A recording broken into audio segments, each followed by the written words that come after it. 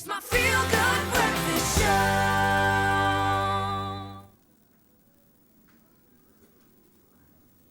This is your Feel Good Breakfast Show, Expresso. Thanks for joining us on this live show this morning when we're talking about our relationships and mobile phones. In our studio this morning, Dr. Wasserman, better known as Dr. Eve, talking about what technology and the role that it has in our lives. Doctor, now, before the break, we touched on something, and immediately I want to go back there. You know, partners on the mobile phone, we're talking about usage, but perhaps they're on it for business. When is the best time to be on your phone? And also, if you think your partner is on their phone too much, what's the best way to discuss this? How do you approach someone? The worst way, should we start with that one? Yes. The worst way is like, why are you on your phone so much? I feel upset. Or grabbing the phone to see what they're doing on the phone. Oh dear. We'll talk about that. A couple doesn't have a choice today, which is why I did research on this book on cyber infidelity. You've got to include it in your contract. So your first rule is, what is my boundary? How often do I want to spend on the phone? What do I want in terms of my partner and privacy around the phone? Then your partner has to do the same thing, and the two of you get together and you go into what's called an agreement.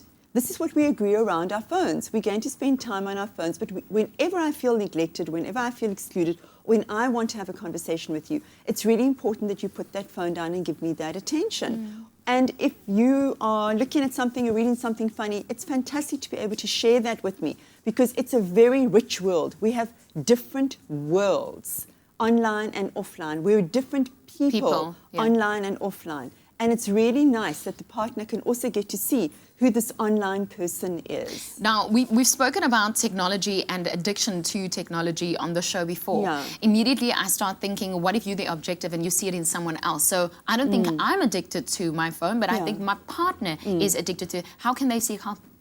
Okay, so I think you know by now I have a problem with the word addiction. What we use is the term out of control behavior. So your partner may well be very out of control with his or her behavior.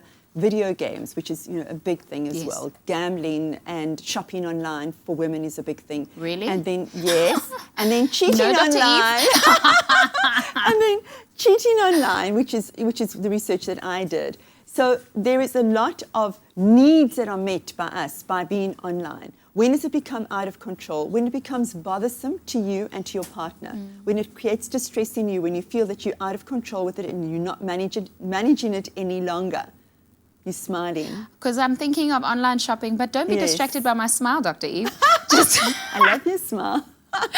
Just keep going. Okay, so it is something that you can identify. It is something that you can identify, and I do talk about it in my book as well, and it's something that has to be managed because it can become out of control. Okay, so I want to talk about how healthy it is to have access to a partner's phone. Should they be hiding their phone from you? So we're going to get into that. 083-913-3728 if you want to give us a call on the live show this morning. Your relationships and your mobile phone. Katlego, over to you.